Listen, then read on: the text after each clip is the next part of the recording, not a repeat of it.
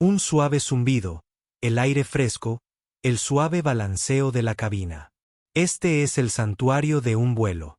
Pero para un piloto condecorado, ese santuario estaba a punto de convertirse en un escenario para el prejuicio. Para una joven de 17 años, se convertiría en un crisol de humillación. Y para un policía local, era la oportunidad de ser un héroe. Ninguno de ellos sabía que sus caminos chocaban con una fuerza mucho mayor de la que podían imaginar. ¿Qué sucede cuando una simple acusación, nacida de la sospecha, se convierte en un incidente nacional? ¿Y qué sucede cuando llega la madre del adolescente acusado, y es la única persona a la que nunca, jamás, quieres ver cuando has infringido la ley? Quédate con nosotros para una historia de poder, prejuicio y karma tan rápida y completa que te dejará sin palabras. El capitán Arthur Sterling creía en el orden. Creía en las líneas claras y definidas de un plan de vuelo, el crujido nítido del control aéreo y el cuello sin arrugas de su uniforme de piloto. Durante 32 años, había sido el amo de su dominio, un tubo de aluminio presurizado que surcaba la estratosfera. Su cabina era un santuario de control, su autoridad absoluta. Había volado con presidentes, celebridades y titanes de la industria. Había capeado tormentas que podrían haber arrancado las alas de un avión de menor categoría y había realizado aterrizajes con niebla de visibilidad cero. Arthur Sterling no era solo un piloto. Era un guardián de los cielos, un hombre cuya intuición era tan afinada como los sistemas de navegación de su jet. O eso se decía a sí mismo. El vuelo de hoy, un trayecto rutinario de ida y vuelta desde Los Ángeles a Washington, D.C., transcurrió sin problemas. El aire estaba despejado, los vientos eran favorables. Desde su posición elevada, podía ver el mosaico de Estados Unidos desplegándose abajo. Sin embargo, una sutil inquietud lo carcomía. No provenía del panel de instrumentos ni de un informe de la tripulación de cabina, sino del manifiesto de pasajeros que había revisado brevemente durante sus comprobaciones previas al vuelo. Un nombre le había llamado la atención, no por lo que era, sino por su ubicación. Una reserva de última hora, solo de ida, en el asiento 17B. Sin embargo, su inquietud comenzó de verdad una hora después de iniciado el vuelo. Durante su recorrido obligatorio por la cabina, una práctica que mantenía más por presencia que por procedimiento, sus ojos se posaron en la ocupante del 17B. Era una joven negra, de unos 16 o 17 años. Vestía ropa sencilla, una sudadera oscura con capucha, la capucha bajada, y vaqueros. Pero fue su intensidad lo que captó su atención. Estaba encorvada sobre un grueso cuaderno encuadernado en cuero, su bolígrafo volaba por la página con una energía febril. No estaba mirando por la ventana, viendo una película ni escuchando música. Estaba absorta en el libro. Arthur aminoró el paso, su sonrisa profesional se tensó ligeramente. Vio dibujos extraños y complejos que llenaban las páginas. No eran garabatos de flores ni personajes de dibujos animados. Eran intrincados patrones geométricos, llenos de ángulos agudos, conectados por redes de líneas y lo que parecían anotaciones, números y símbolos que él no podía descifrar. Tenía el ceño fruncido por la concentración, sus ojos moviéndose de un lado a otro. De vez en cuando, levantaba la vista, no a la gente que la rodeaba, sino a la estructura misma del avión. Miraba el ala desde la ventanilla, luego volvía a su página, garabateando frenéticamente. Estiró el cuello para observar los compartimentos superiores, las señales de salida de emergencia, las juntas de las paredes de la cabina. Para los demás pasajeros, era invisible. Solo otra adolescente, perdida en su propio mundo. Pero para el capitán Arthur Sterling, un hombre condicionado por el mundo posterior al 11S y su propia sensibilidad, comenzaron a sonar las alarmas. Al principio fueron tenues, una distante señal de precaución profesional. Continuó su recorrido, pero la imagen de la chica y sus extraños diagramas se le quedó grabada en la mente. De vuelta en la quietud estéril de la cabina, expresó su preocupación a su primer oficial, un hombre más joven llamado David. Algo no anda bien en la cabina, dijo Arthur en voz baja y seria. David levantó la vista de su comprobación de sistemas. ¿Qué quiere decir, capitán? Asiento 17B, chica joven, actuando sospechosamente. ¿Sospechosa en qué sentido?, preguntó David con un dejo de escepticismo en la voz. Había volado con Sterling lo suficiente como para saber que la definición de sospechoso del capitán podía ser amplia. Está mapeando el avión, dijo Arthur, con las palabras con sabor a metal. Dibujando esquemas, los vi. Puntos de salida, componentes estructurales, está demasiado concentrada. No es normal. David frunció el ceño. ¿Mapeando el avión? ¿Estás seguro? Quizás solo sea una artista o una estudiante de ingeniería. A los 17 años, con ese nivel de detalle y la forma en que no deja de mirar a su alrededor, es vigilancia. La voz de Arthur era firme, sin dejar lugar a dudas. Su intuición, la misma facultad que lo había mantenido a salvo durante 3 décadas, le gritaba. Vio el rompecabezas, las piezas encajando en su mente. El billete de última hora, el billete de ida, la intensa concentración, los extraños diagramas. Era un clásico perfil de amenaza. Sería elogiado por su vigilancia. Sería el héroe que vio lo que todos los demás pasaron por alto. Le ordenó a una azafata, una profesional experimentada llamada Claire, que revisara discretamente al pasajero. Sé sutil, ordenó por el intercomunicador. Solo quiero saber qué está haciendo. A ver si puedes ver mejor ese libro. Claire, siempre diplomática, se acercó al asiento 17B con una cálida sonrisa y le ofreció rellenar una bebida. La chica, que se llamaba Jordan, levantó la vista, sobresaltada, despertando de su concentración. Sus ojos eran grandes e inteligentes. Oh, no, gracias, dijo cortésmente, con voz suave. Instintivamente cerró su cuaderno, acercándolo a su pecho con aire protector. La sonrisa de Claire no flaqueó. Parece un libro fascinante. ¿Eres artista?, dudó Jordan. Algo así, murmuró, ofreciendo una pequeña sonrisa tímida antes de volver a bajar la mirada, una clara señal de que la conversación había terminado. Claire informó a la cabina. Es muy callada. Cerró el libro en cuanto llegué. No pude ver los dibujos, pero parecía nerviosa. Educada, pero nerviosa. Nerviosa. Fue toda la confirmación que Arthur necesitaba. Para él, su timidez no era inocencia. Era el encubrimiento calculado de un agente entrenado. El cuaderno cerrado no era para privacidad. Era para ocultar pruebas. Se aferró a su convicción, el zumbido de los motores, un zumbido sordo de crisis inminente. El mundo se había convertido en un lugar peligroso, reflexionó, y las amenazas podían provenir de los rostros más inesperados. Tenía el deber, la solemne responsabilidad de proteger a las 200 almas a bordo de su aeronave. Durante la siguiente hora, el capitán Sterling discutió consigo mismo, pero fue un debate amañado. Su parcialidad, disfrazada con el noble manto de la seguridad, ya había ganado. Imaginó las consecuencias si no hacía nada y algo sucedía. Vio los titulares, las investigaciones, la ruina de su impecable historial. Entonces imaginó la alternativa. El silencioso aterrizaje en tierra, los pasajeros agradecidos, el elogio de la aerolínea. Dave, dijo que ya había tomado la decisión. Comunícame con seguridad corporativa. Quiero hablar con el director Carmichael. Y prepárate para alertar al control de tierra en Reagan. Tenemos una posible amenaza para la seguridad a bordo. Necesitaremos que la policía nos espere en la puerta. David miró fijamente a su capitán. Arthur, ¿estás completamente seguro de esto? Esto podría arruinar la vida de esa chica si te equivocas. ¿Y si tengo razón?, replicó Sterling, con la voz fría como el aire fuera de su ventana. ¿Las vidas de quienes se arruinarán entonces? Yo tomo la decisión. Es mi responsabilidad.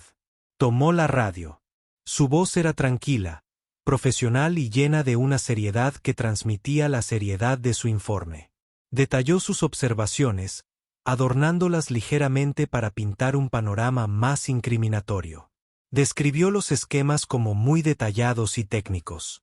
Caracterizó el comportamiento de la niña no como tímido, sino como evasivo y exhibiendo técnicas de contravigilancia. Estaba construyendo un caso, ladrillo a ladrillo, lleno de prejuicios. Muy abajo, en el suelo, en Washington, D.C. Su mensaje fue recibido. Los engranajes de un aparato de seguridad masivo comenzaron a girar. Se enviaron unidades policiales. Las autoridades del aeropuerto fueron puestas en alerta máxima. Y en el asiento 17B, Jordan, ajena a la tormenta en la que estaba en el centro, finalmente dejó el bolígrafo. Observó su trabajo terminado. Un diseño complejo y hermoso para un nuevo tipo de ala de dron aerodinámica y energéticamente eficiente, inspirada en la estructura de la 321 en el que estaba actualmente. Era el proyecto final de su solicitud a un prestigioso programa de verano en el MIT. Una pequeña y orgullosa sonrisa tocó sus labios. No podía esperar a aterrizar y llamar a su madre para decirle que lo había terminado. El descenso en el Aeropuerto Nacional Ronald Reagan de Washington fue perfecto. El capitán Sterling aterrizó con una soltura experta que contradecía la tensión que sentía en el estómago. Mientras el Airbus A321 rodaba hacia la terminal, hizo el anuncio habitual, con una voz suave y barítona que resumaba autoridad y calma. Agradeció a los pasajeros por volar con ellos y les deseó una agradable estancia en la capital. Pero luego añadió una instrucción inusual: damas y caballeros, debido a un requerimiento de seguridad de las autoridades aeroportuarias, les pedimos que permanezcan en sus asientos después de que el avión se haya detenido por completo en la puerta de embarque. Por favor, no se levanten ni recojan su equipaje hasta que la tripulación de cabina les dé el visto bueno. Agradecemos su cooperación. Una oleada de confusión y una queja contenida recorrió la cabina. Los viajeros de negocios miraron sus relojes, molestos por el retraso. Las familias con niños inquietos suspiraron. En el asiento 17B, Jordan sintió una punzada de ansiedad. Tenía un coche esperándola. Su esposa era un poco automovilística. Su madre, a pesar de su apretada agenda, lo había organizado todo. Apretó su mochila, con el preciado cuaderno bien guardado dentro, y simplemente esperó, asumiendo que se trataba de un asunto menor de protocolo. La pasarela de embarque se conectó con un golpe sordo. La puerta de la cabina se abrió. Pero en lugar del flujo habitual de pasajeros que desembarcaban, dos figuras subieron a bordo. Una era un supervisor de tierra de la aerolínea con aspecto nervioso. La otra era un policía uniformado del Departamento de Policía de la Autoridad del Aeropuerto Metropolitano de Washington. El agente, cuya placa de identificación decía O'Connell, era un hombre de complexión sólida y robusta. Tenía el cuello grueso, el rostro rubicundo y ojos que constantemente escudriñaban, buscando un desafío. Se movía con la arrogancia de quien cree que su placa le da dominio sobre todo lo que ve. Amigos, resolveremos esto en un momento, anunció el supervisor. Su voz se esforzaba por sonar tranquilizadora. El agente O'Connell no se molestó en palabras amables. Empezó a caminar lentamente por el pasillo, recorriendo con la mirada a los pasajeros sentados. Sostenía un papel, una copia impresa del informe de la cabina. Buscaba el asiento 17B. Al acercarse a su fila, el corazón de Jordan empezó a latir más rápido. No miraba a nadie más. Sus ojos, duros y acusadores, se clavaron en ella. Usted, dijo, con la voz lo suficientemente alta como para que toda la sección media del avión la oyera. Señora, necesito que venga conmigo. Jordan se quedó en blanco. Los rostros de los pasajeros que la rodeaban se giraron, con expresiones que mezclaban curiosidad, sospecha y alarma. Yo, chilló, con la voz apenas un susurro. Eso dije. Coge tus cosas. Vámonos. El tono de O'Connell era agresivo, impaciente. Temblando, Jordan rebuscó en su mochila. Sintió cientos de ojos clavados en ella, quemándole la piel. Los susurros estallaron a su alrededor. ¿Qué hizo? Estuvo tan callada todo el vuelo. Nunca se sabe en estos días. Mientras se ponía de pie, con las piernas como gelatina, una figura apareció detrás de O'Connell. Era el capitán Sterling. Había salido de la cabina, con la gorra de piloto bien puesta y el rostro entornado por el deber. Permanecía de pie, con los brazos cruzados, observando la escena que había desencadenado. Le dedicó a O'Connell un leve, casi imperceptible asentimiento. Era el acusador y el juez que presidía el veredicto. «Oficial, ¿de qué se trata esto?», preguntó Jordan, encontrando un resquicio de coraje. «No he hecho nada. Lo determinaremos en comisaría». O'Connell gruñó, indicándole que se moviera al pasillo. «No montemos una escena». La ironía de su declaración se le escapó. Era él quien estaba creando la escena, convirtiendo el pasillo del avión en un escenario público para su humillación. La condujo hacia la parte delantera del avión, pasando junto a las filas de desconocidos boquiabiertos. Al pasar junto a la cabina, sus ojos se encontraron con los del capitán Sterling. No vio compasión en ellos, solo una fría y moral certeza. Era una mirada que decía: «Te pillé». En la pasarela, la escena empeoró. 2 oficiales más esperaban. O'Connell le quitó la mochila bruscamente. «Cuidado con eso», gritó Jordan. «¿Qué hay aquí que te preocupa tanto?», replicó O'Connell, abriendo la cremallera. Rebuscó entre sus cosas. Una bolsa de patatas fritas, un libro de texto, un cargador de repuesto, antes de que su mano se cerrara sobre el cuaderno encuadernado en cuero. Lo sacó como un trofeo. «¿Esto?», preguntó, mirando hacia la puerta de la cabina donde Sterling seguía observando. Sterling asintió de nuevo. O'Connell abrió el libro. Hojeó las páginas, con una expresión mezcla de confusión y desprecio. Vio los intrincados dibujos, las líneas complejas, las extrañas anotaciones. No entendía qué estaba mirando, pero eso no importaba. Era diferente. Era sospechoso. Confirmaba el informe del piloto. «¿Qué es esto?», preguntó, acercándole el libro a la cara. «¿Esquemas de bombas? ¿Planos de un arma?». Jordan lo miró atónito. «¿Qué? No, eso es. Es un proyecto de diseño para un programa de becas. Es para un dron aerodinámico». «¿Un dron?». O'Connell se burló, con una sonrisa burlona en los labios. Se giró hacia uno de sus compañeros oficiales. «¿Oyes eso, Peterson? Dice que está construyendo drones».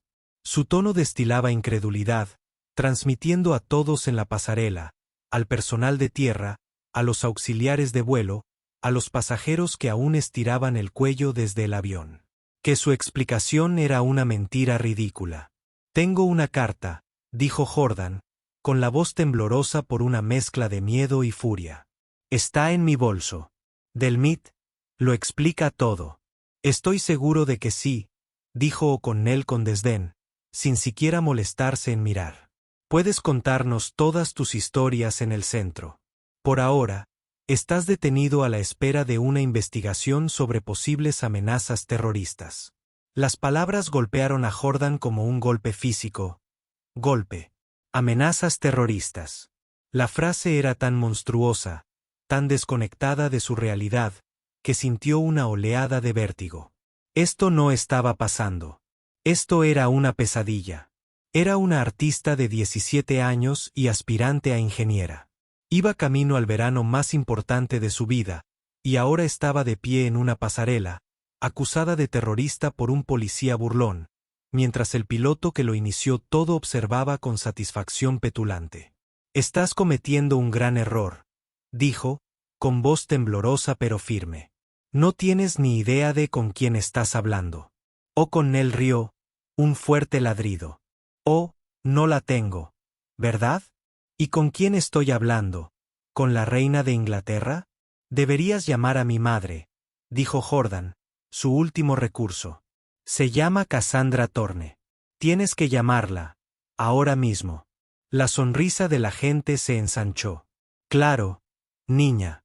Te dejaremos hacer tu llamada desde la celda. El capitán Sterling finalmente salió del todo a la pasarela y se acercó a O'Connell. Miró a Jordan con una expresión paternalista y condescendiente.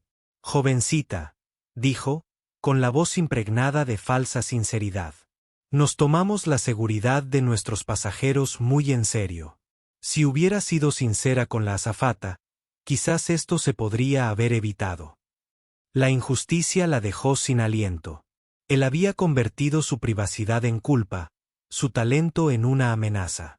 Él y este policía brutal ya la habían juzgado y condenado ante la opinión pública, allí mismo, en el estrecho tubo gris que conectaba su vuelo con su futuro. Abrió la boca para discutir, para gritar, pero no le salieron las palabras. Solo pudo mirarlos fijamente, con los ojos encendidos por un fuego que confundieron con desafío, pero que en realidad era la primera chispa de un infierno inminente. Simplemente no podían ver las nubes de tormenta que se formaban justo detrás de ellos. El aire en la pasarela estaba cargado con un cóctel tóxico de autoridad arrogante y humillación pública. El oficial O'Connell, regodeándose en el brillo de su supuesto heroísmo, tenía una mano firmemente sobre el brazo de Jordan. El capitán Sterling estaba a su lado, un pilar de autocomplacencia. De vez en cuando murmuraba al supervisor de la aerolínea sobre la importancia de su vigilancia. Jordan se había quedado callada, con un frío y duro nudo de furia e incredulidad apretándole el estómago. Discutir era inútil. Ya habían escrito su guión y ella era la villana. Fue entonces cuando apareció la primera señal de un cambio en el universo.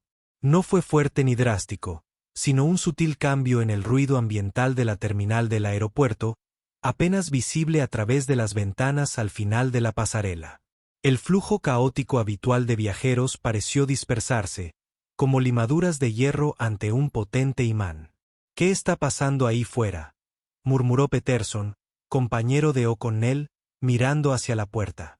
Un hombre con un elegante traje oscuro y un auricular revelador apareció de repente en la entrada de la pasarela.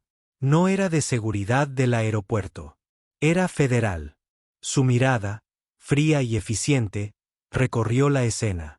La mano de O'Connell sobre Jordan, el cuaderno abierto, el piloto petulante, y su rostro se endureció en una máscara de urgencia controlada.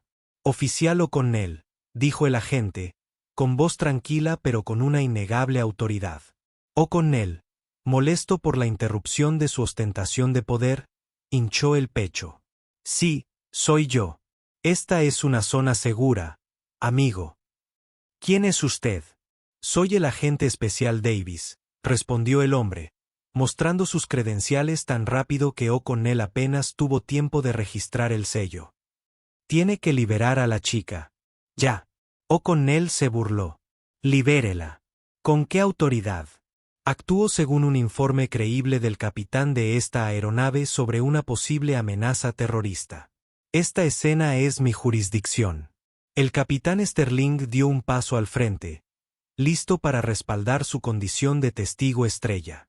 «Oficial, le aseguro que este individuo exhibía un comportamiento altamente sospechoso». El agente Davis lo interrumpió con una mirada gélida que pareció congelar las palabras en la garganta del piloto. Su atención volvió a O'Connell. «Oficial, se equivoca sobre su jurisdicción. Y se equivoca sobre la amenaza». Bajó aún más la voz. «Está cometiendo un error catastrófico. Suelte a la chica. Eso no es una petición». Un segundo y luego un tercer agente de traje oscuro aparecieron detrás de Davis, bloqueando eficazmente la pasarela. La atmósfera cambió al instante. La autoridad informal de un policía local se vio repentinamente eclipsada por un palpable poder federal. La bravuconería de O'Connell empezó a flaquear, reemplazada por un destello de confusión e inquietud. Este no era el caso sencillo y claro que había imaginado. Y entonces apareció ella. Separándose de los agentes como el mar rojo, una mujer entró en la pasarela. Era alta y elegante, vestida con un traje azul marino a medida que denotaba poder y determinación. Llevaba el pelo recogido en un moño severo e inmaculado, y su rostro, aunque marcado por la preocupación, era sereno y formidable. Se movía con una gracia silenciosa, devoradora de tierra, que captaba la atención de todos los presentes. El aire crepitaba a su alrededor. No miró a los agentes ni al piloto. Su mirada, aguda y penetrante como la de un halcón, se dirigió directamente a Jordan, aún en las garras de O'Connell.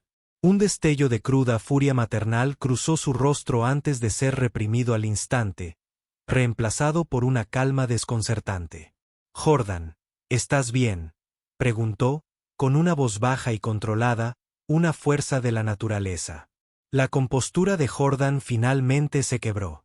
«Mamá», susurró la palabra con una mezcla de alivio y angustia.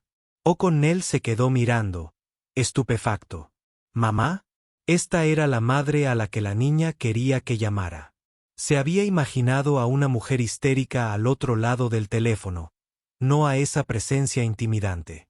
La mirada de la mujer pasó de su hija a la mano del agente O'Connell en el brazo de Jordan. No alzó la voz. No tenía por qué hacerlo. «Quita la mano de mi hija», dijo. Era una constatación, no una orden. «El sol sale por el este, el agua está mojada. Quitarás la mano de mi hija». O'Connell, nervioso y de repente sintiéndose profundamente perdido, la soltó instintivamente. Jordan corrió hacia ella, y su madre la rodeó con un brazo protector, atrayéndola hacia sí. El capitán Sterling, siempre de esos que malinterpretan la situación, decidió que era su momento de recuperar el control y explicarle la situación a la, evidentemente influyente, madre de la niña. «Señora», empezó, dando un paso al frente con aire condescendiente. «Soy el capitán Arthur Sterling. Entiendo que esto pueda ser perturbador, pero las acciones de su hija en mi vuelo fueron una preocupación importante para la seguridad. Tomé una decisión juiciosa para proteger a mis pasajeros». La mujer giró la cabeza lentamente para mirarlo. Lo miró de arriba abajo, su mirada tan penetrante que Sterling se sintió como una muestra bajo un microscopio. La temperatura en la pasarela pareció bajar 20 grados. «¿Usted es el piloto?», preguntó, con una voz peligrosamente suave. «Soy el capitán». «Sí», dijo Sterling con orgullo. «¿Y usted?», dijo, sus ojos se dirigieron al oficial O'Connell, quien de repente parecía un colegial atrapado copiando. «¿Usted es el oficial a cargo aquí?». «¿Yo?». «Sí, señora». Oficial Kevin O'Connell, tartamudeó. «Solo estábamos siguiendo el procedimiento». La mujer soltó una risa corta y sin alegría que no contenía humor. «Procedimiento», repitió, la palabra sonando como una obscenidad en sus labios. Miró al agente Davis. «¿Lo saben?». Davis negó con la cabeza. «No, señora». Se negaron a escuchar. La mujer se enderezó en toda su estatura. Metió la mano en su chaqueta y sacó una billetera de cuero que contenía sus credenciales. No la mostró. La sostuvo abierta para que tanto O'Connell como Sterling la vieran con claridad. Las letras doradas en negrita eran inconfundibles. El sello del águila parecía brillar bajo las duras luces fluorescentes. Oficina Federal de Investigaciones. Cassandra Thorne, directora. El tiempo pareció detenerse. La sangre abandonó el rostro del oficial O'Connell, dejándolo de un blanco pálido y manchado. Miró de la identificación al rostro de la mujer y viceversa. Abrió y cerró la boca, pero no salió ningún sonido. Estaba literalmente sin palabras. El capitán Sterling se congeló a mitad de una pomposa respiración. Su mente, que había sido tan segura, tan recta, sufrió un cortocircuito. El piloto, el policía, la madre, el director del FBI. Las piezas del rompecabezas que creía haber ensamblado tan perfectamente se rompieron en 1.000.000 de fragmentos. Miró a la poderosa mujer del traje, luego a la adolescente que sostenía protectoramente. Y luego, al cuaderno que el agente Davis tomaba con delicadeza de la mano paralizada de O'Connell, la directora Cassandra Thorne dejó que el silencio flotara en el aire unos instantes más, dejando que el peso de su metedura de pata los aplastara. «Capitán Sterling», dijo, con la voz como astillas de hielo. Oficial O'Connell no estaba siguiendo el procedimiento. Se estaba dejando llevar por los prejuicios. Y al hacerlo, no solo ha aterrorizado a mi hija de 17 años, sino que se ha metido en medio de una operación de seguridad nacional de una forma que no puede comprender. Hizo una pausa para asimilar las palabras. Su error no solo fue enorme, fue monumental. La pasarela, que en su día fue el escenario del drama egocéntrico de O'Connell y Sterling, se había transformado en un espacio silencioso y cavernoso donde sus carreras iban a morir.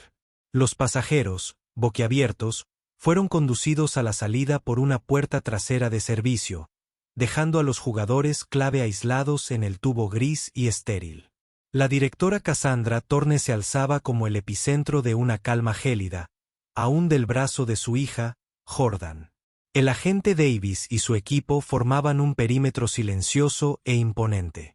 O'Connell, con el rostro húmedo de sudor, finalmente recuperó la voz, aunque era una versión aguda y patética de su anterior bravuconería. «Director, Thorne, yo no tenía ni idea. Estábamos respondiendo a un informe del capitán. Dijo que estaba dibujando planos del avión. Directora Zorn». La mirada de Thorne era implacable. «Muéstrenme», ordenó, señalando con la cabeza el cuaderno que ahora sostenía la agente Davis. Davis le entregó el libro encuadernado en cuero a su director. Cassandra lo abrió. Su expresión se suavizó casi imperceptiblemente al mirar las páginas. No vio planos de destrucción, sino elegantes diseños fluidos nacidos de una mente que conocía mejor que nadie. Vio el genio de su hija, su pasión, su futuro. Giró el libro para que O'Connell y Sterling lo vieran. «¿A esto le llaman planos de bombas?», preguntó con voz peligrosamente serena. «Capitán Sterling, ¿cuánto tiempo lleva pilotando aviones? ¿30 años? ¿Se parecen estos a algún plano de avión que haya visto? ¿O quizá parecen obra de una joven talentosa finalista del prestigioso programa Visionarios del MIT? Un programa para el que diseñó un prototipo de una nueva generación de alas de dron silenciosas y energéticamente eficientes?» Pasó la página. «Esta anotación que le pareció tan sospechosa», señaló, «es una ecuación de dinámica de fluidos». «¿Y esto?», volvió a señalar. «Es una nota para sí misma sobre biomimetismo, inspirada en el ala de una libélula. Mi hija iba en este vuelo para asistir a la ronda final de entrevistas para una beca completa. Este cuaderno, que usted trató como el manifiesto de un terrorista, contiene la clave de todo su futuro». Sterling se quedó mirando los dibujos. Su mente se negaba a procesar lo que veía. Ahora veía que eran hermosos, incluso artísticos. Pero su convicción había sido tan absoluta, su orgullo tan profundo, que admitir su error parecía una imposibilidad física. Pero su comportamiento, el secretismo, tartamudeó, aferrándose a los restos de su justificación. Este era el momento que el director Thorne había estado esperando. Esta era la parte que jamás podrían haber comprendido. Su rostro perdió todo rastro de preocupación maternal y se convirtió en el rostro del director del FBI lidiando con una brecha catastrófica. «Su secretismo, capitán», dijo, bajando la voz a un susurro casi aterrador, más aterrador que cualquier grito, se debía a que seguía mis órdenes directas. Mi hija viajaba bajo un protocolo discreto. Sin billete de primera clase, sin fanfarrias. Solo una chica en un avión. Porque mi familia, capitán Sterling, está actualmente bajo una amenaza de muerte creíble del sindicato Makarov. El nombre les cayó como un mazazo. Incluso O'Connell, un policía del aeropuerto local, había oído hablar del sindicato Makarov. Eran una organización criminal transnacional y brutal involucrada en todo, desde el tráfico de armas hasta el ciberterrorismo. Eran fantasmas, notoriamente difíciles de localizar. La directora Thorne continuó, con palabras precisas y devastadoras.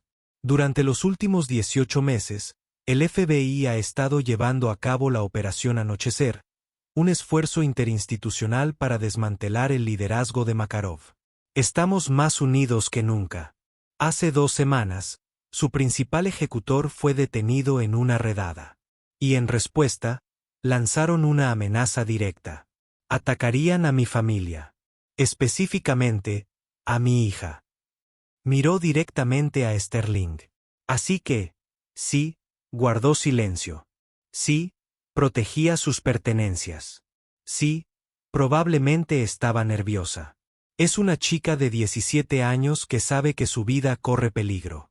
Estaba haciendo exactamente lo que mi equipo de seguridad le había enseñado: camuflarse, no llamar la atención y no comunicarse con nadie a menos que fuera absolutamente necesario. Luego, dirigió su mirada gélida a O'Connell.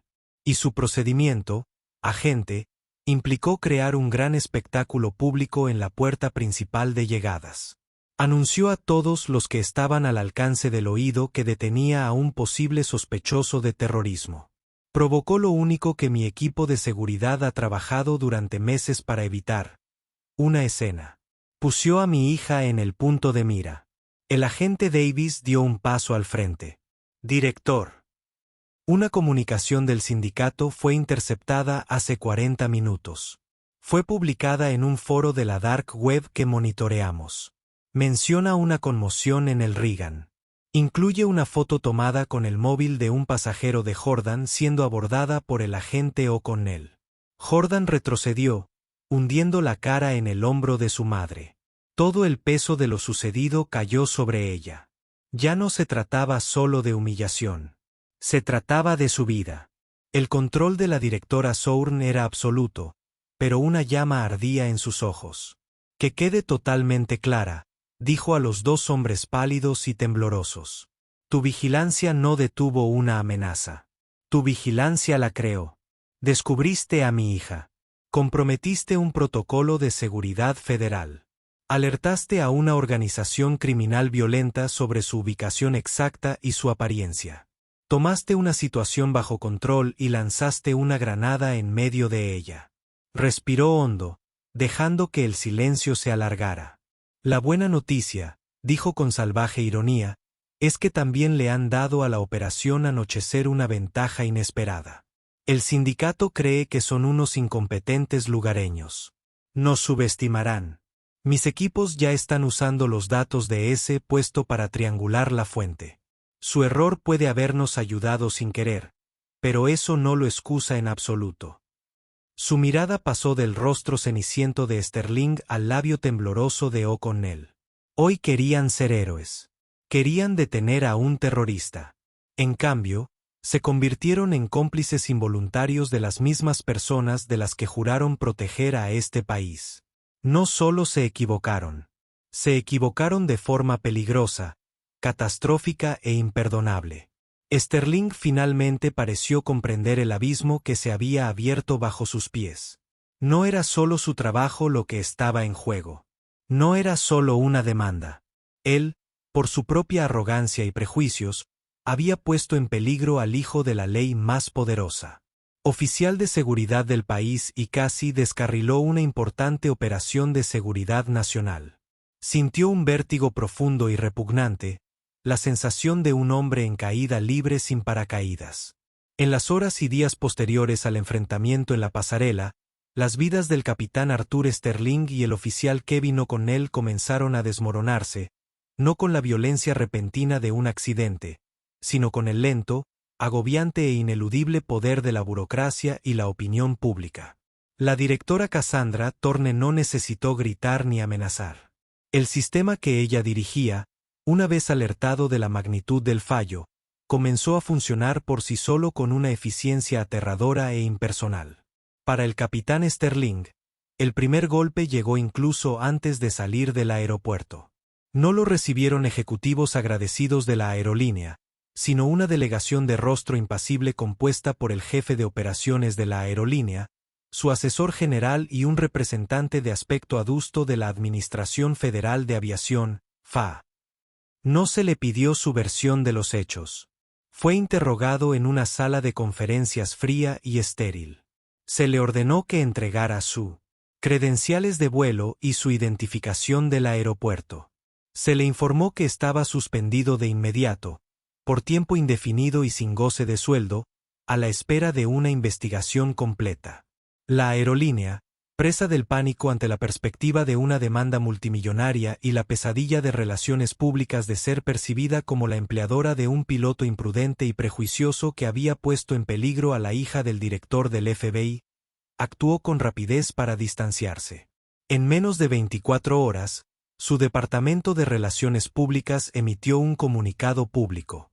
Habló de un incidente lamentable, de un empleado que no siguió los protocolos establecidos y actuó con prejuicios personales, y ofreció una disculpa profunda y sin reservas a la familia Zorn. Anunciaron una revisión exhaustiva de su formación en seguridad y sensibilidad. No se mencionó el nombre de Arthur Sterling, pero no hacía falta. Era el fantasma que rondaba cada línea del comunicado de prensa. Su mundo profesional se derrumbó.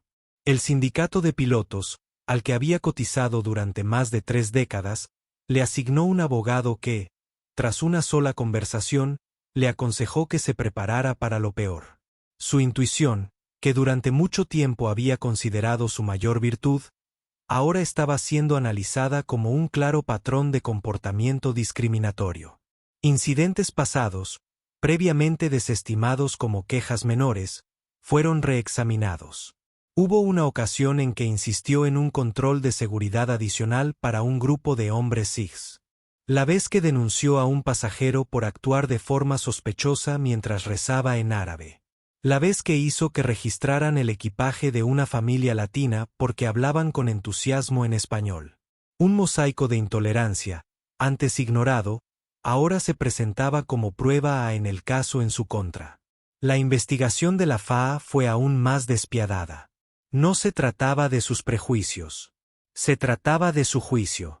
El informe oficial, filtrado a la prensa semanas después, fue mordaz. Concluía que el capitán Sterling había demostrado una profunda y peligrosa falta de criterio profesional, había inventado detalles en un informe de seguridad para las fuerzas del orden y había actuado con imprudencia, poniendo en peligro a los pasajeros y la tripulación al crear una confrontación innecesaria y caótica.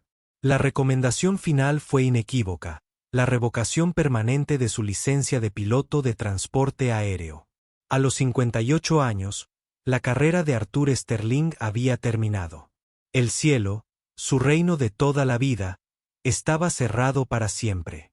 Para el oficial Kevin O'Connell, las consecuencias fueron igual de devastadoras, pero más localizadas.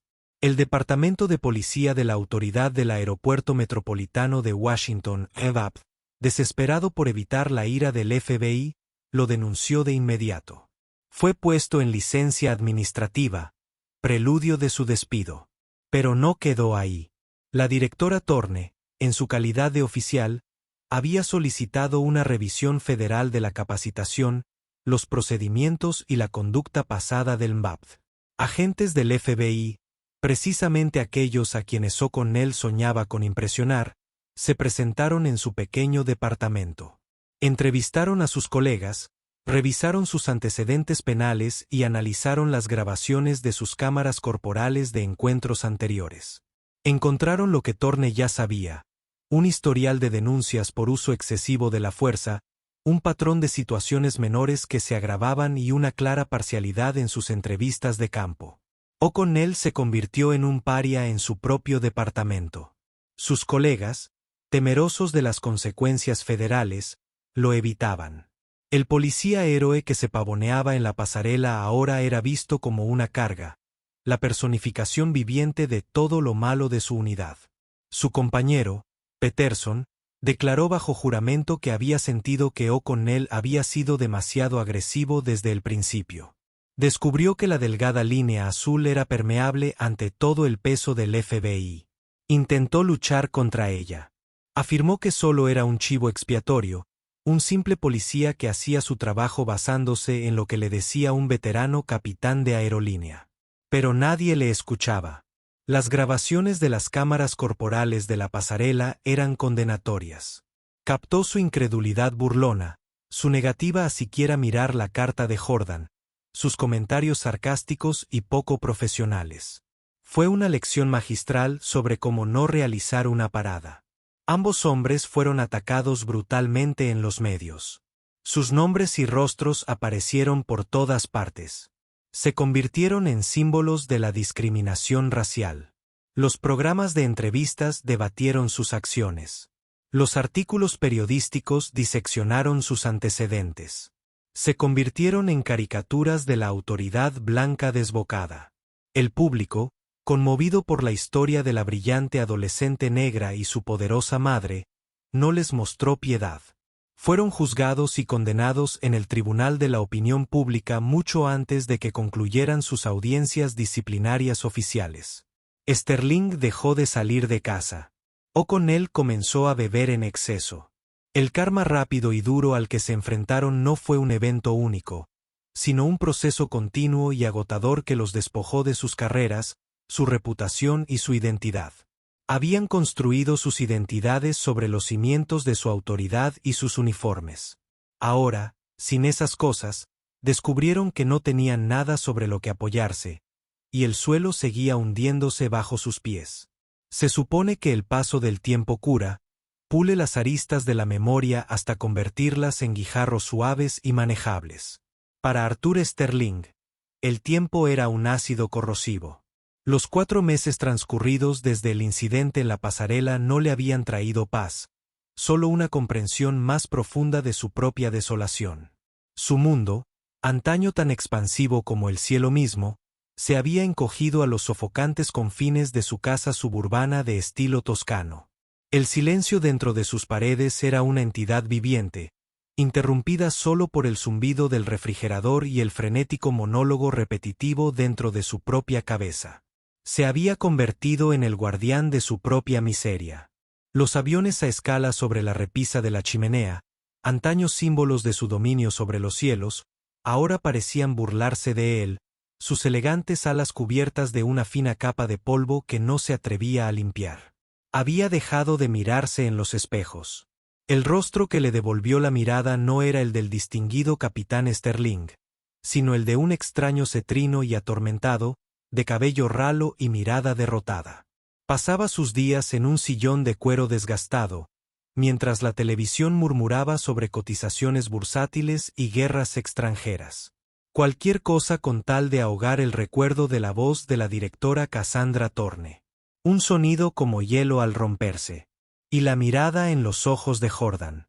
Una mezcla de miedo y fuego que ardía en su memoria. Su esposa Margaret se había ido. Su partida no había sido una ruptura definitiva, sino un doloroso desgarro de una trama que se había tejido durante 30 años. Había regresado por última vez, una semana después de que la FAA le revocara permanentemente la licencia. Él estaba sentado en su sillón, bebiendo whisky a las 10 de la mañana, cuando ella entró. No estaba furiosa. Su voz era tranquila, cansada, y cargaba con el peso de una terrible decepción. He venido por lo último que me queda, Arthur, había dicho, de pie en la puerta de la sala, negándose a entrar del todo. Max, por favor, suplicó, con el whisky chapoteando en su vaso. No hagas esto. Fue un error. Un solo error. Su risa fue quebradiza, sin humor. ¿Lo fue, Arthur? ¿Solo uno? ¿O solo el primero que tuvo consecuencias de las que no pudiste escapar? La miró confundido. ¿De qué hablas? Me refiero a la cena de hace 20 años. Cuando bromeaste diciendo que los nuevos vecinos, los García, probablemente tenían una docena de personas viviendo en esa casa. Me refiero a la vez que te negaste a volar con ese copiloto. ¿Cómo se llamaba? Amir. Porque tenías un mal presentimiento sobre él después de que regresó de visitar a su familia en Pakistán. Me refiero a cada comentario inofensivo, cada broma, cada vez que mirabas a alguien que no se parecía a ti y veías una amenaza en lugar de una persona. Dio un paso hacia la habitación, escudriñando con la mirada la vida que habían construido como si fuera una ruina arqueológica. La ignoré. La provoqué. Me dije a mí mismo que solo eras anticuado. Un producto de tu tiempo. Estaba equivocado. No era anticuado, Arthur. Era feo. Simplemente no quería verlo. Esa chica en el avión. Simplemente te puso un espejo. A ti, a nosotros, y Dios, odio lo que veo. Estaba protegiendo a mis pasajeros, gritó, la justificación familiar con sabor a ceniza en su boca. No, dijo ella, bajando la voz a un susurro que lo hirió más profundamente que cualquier grito. Estabas protegiendo tus propios prejuicios. Estabas tan desesperado por ser el héroe, el que veía el peligro que nadie más veía, que estabas dispuesto a destruir la vida de un niño para demostrarlo. Eso no es un héroe, Arthur. Eso es un monstruo. Ella se había ido entonces, y el silencio que siguió a su partida fue absoluto. Sus palabras eran fantasmas que ahora rondaban las habitaciones vacías, susurrando la verdad que él no podía enfrentar. Su aislamiento finalmente se rompió en una fresca tarde de noviembre. Sonó el timbre, un timbre agudo e insistente que rompió el silencio sepulcral.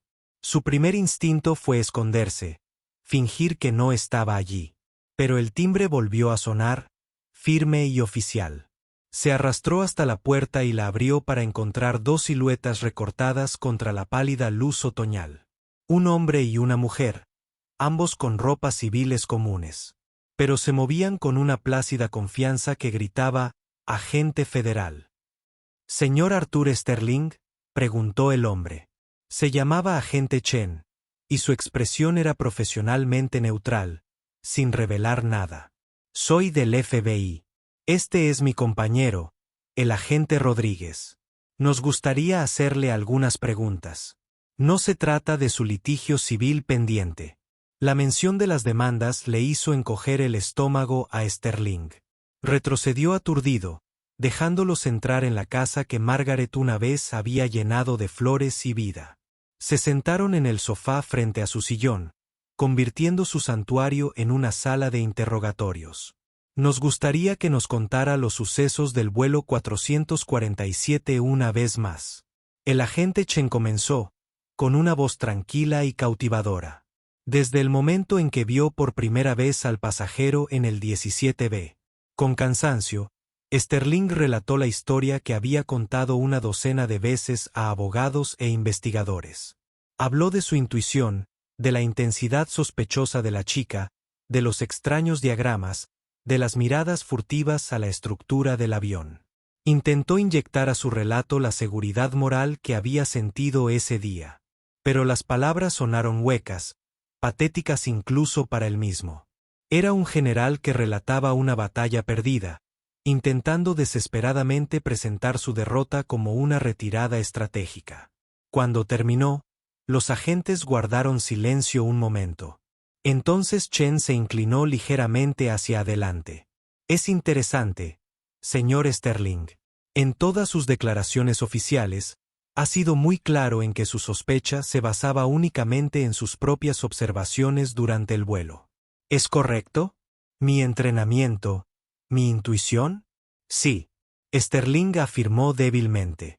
«¿Entonces nada ni nadie influyó en su pensamiento antes del vuelo?», preguntó Rodríguez, con la mirada fija y concentrada. «No, por supuesto que no». El agente Chen colocó una pequeña tableta en la mesa de centro, entre ellos.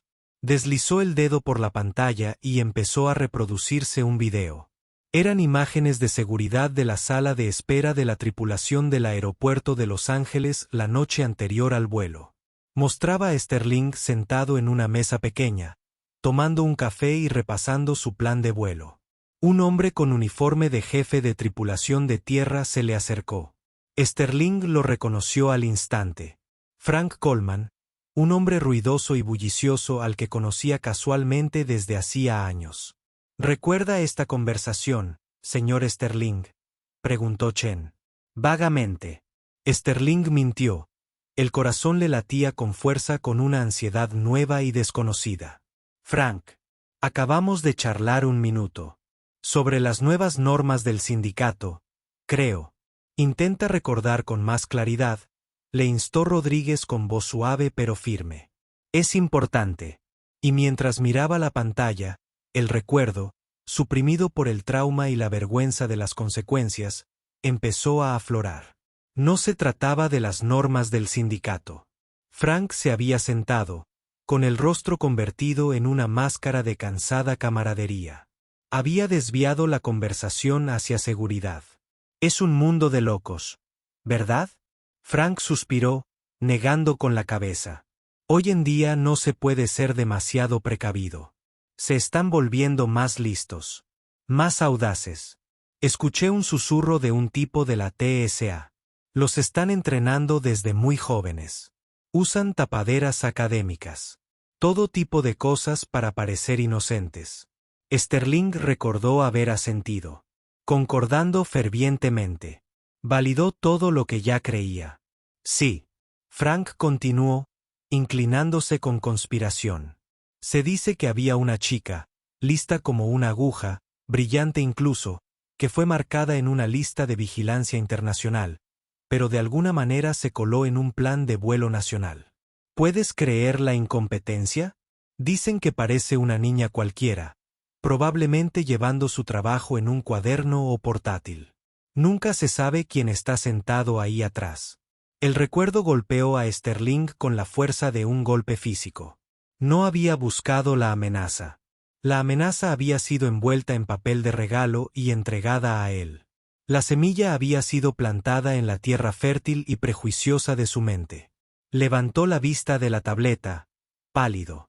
Él. ¿Estaba hablando de ella? Hablaba de un fantasma que creó para usted, señor Sterling, dijo el agente Chen, con la voz perdiendo su tono suave. Frank Coleman tiene una deuda de juego de 30,000 pesos con un cobrador del sindicato Makarov. Durante los últimos 2 años, ha sido un informante pagado, proporcionándoles información. Cuando el equipo del director Torne se acercó a su liderazgo, el sindicato ordenó un incidente público que involucraba a su familia. Querían desconcertarla, desacreditarla haciéndola parecer incapaz de proteger a los suyos. El agente Rodríguez tomó el control. Lo estudiaron, señor Sterling. Conocían su historial. Conocían su propensión a la vigilancia. Coleman tenía la tarea de encontrar una manera de poner a la hija del director Torne en el punto de mira, y se dio cuenta de que la manera más fácil era dejar que usted lo hiciera por él. No le ordenó que hiciera nada. Simplemente puso el anzuelo sabiendo que mordería el anzuelo. Chen presentó las últimas pruebas condenatorias, los registros bancarios de Coleman, que mostraban depósitos de una empresa fantasma irrastreable, transcripciones de mensajes cifrados, y, finalmente, su confesión completa tras ser arrestado esa mañana. El mundo de Arthur Sterling se derrumbó. Esta era la forma definitiva y más exquisita del karma. No era solo que lo hubiera perdido todo. Era que lo había perdido todo al servicio de sus enemigos. Su justa cruzada era una mentira. Su intuición era un defecto de carácter que había sido hábilmente explotado. No era el capitán de su propio destino. Era un títere crédulo e intolerante, cuyos hilos habían sido manejados por un gerente de aeropuerto de bajo nivel y una lejana camarilla de criminales. El orgullo al que se había aferrado, el último vestigio de su identidad, fue aniquilado. Había estado tan orgulloso de su supuesta percepción. Y no había visto nada en absoluto. Era un tonto. Un arma que había sido apuntada y disparada sin su conocimiento. Empezó a reír. Un sonido seco y aterrador que resonó en la casa silenciosa. Era el sonido del alma de un hombre al romperse. A kilómetros de distancia, el aire no estaba lleno de silencio, sino del zumbido de los servidores, la charla animada de mentes brillantes y el suave zumbido de un prototipo en un túnel de viento. Jordan Torne observaba las estelas de humo que fluían grácilmente sobre el ala del dron que había diseñado. Las complejas ecuaciones que había garabateado en el avión eran ahora una realidad física. Una obra de belleza y funcionalidad. Le explicaba sus datos a un estudiante de primer año, un chico nervioso que la miraba con asombro. ¿Lo ves?, dijo, señalando una pantalla llena de datos. Si ajustas la curvatura ligeramente aquí, reduces el coeficiente de resistencia aerodinámica un 2% más. No tengas miedo de confiar en las matemáticas, pero confía también en la forma. A veces, la solución más elegante es también la más eficiente. Su teléfono vibró. Era su madre. Respondió con una amplia sonrisa. Oye, mamá, no te vas a creer los números que estamos obteniendo. Siempre creo en tus números, cariño. La voz de Cassandra Thorne llegó, cálida y llena de orgullo. Solo llamaba para ver cómo estabas. ¿Comes? Sí, mamá, rió Jordan.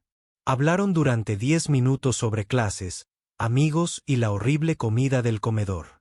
El incidente nunca se mencionó. Era parte de su historia. Un capítulo cerrado. Le había enseñado a Jordan una dura lección sobre el mundo. Pero también le había mostrado la profundidad del amor de su madre y la fuerza de su propio espíritu. La fealdad del mundo la había conmovido, pero no la había manchado. Al colgar, miró las alas girando en el túnel. Había tomado la estructura de un avión, el mismo vehículo de su humillación, y había transformado sus principios en algo nuevo. Algo mejor. Era su futuro. De vuelta en su silenciosa casa, Arthur Sterling estaba sentado solo en la oscuridad. Era un hombre sin futuro, y ahora un hombre con un pasado envenenado. Había atravesado incontables tormentas, pero finalmente encontró aquella de la que no había escapatoria. La tormenta que llevaba dentro. Y tras su devastadora estela, no quedó nada. Con esto concluye esta increíble historia de orgullo, prejuicios y la poderosa llegada del karma. Es un duro recordatorio de que nuestros prejuicios no son solo pensamientos silenciosos. Pueden ser armas, a veces empuñadas por nosotros mismos. Y a veces, como vimos con el capitán Sterling, usadas en nuestra contra por fuerzas que ni siquiera podemos ver. El piloto y el oficial creían tener todo el poder, solo para descubrir que estaban a la sombra de un gigante. La historia de Jordan es una historia de resiliencia, de una joven brillante que se niega a ser definida por nadie más, y que se sobrepone a todo para alcanzar sus sueños. ¿Qué te pareció la épica llegada del director Thorne y qué tan satisfactorio fue ese giro final? Cuéntanos qué te pareció en los comentarios. Si esta historia te conectó, dale a me gusta. Compártelo con alguien a quien le gusten las buenas historias sobre karma. Y lo más importante, suscríbete al canal para ver más dramas de la vida real que te mantendrán en vilo. Gracias por escuchar.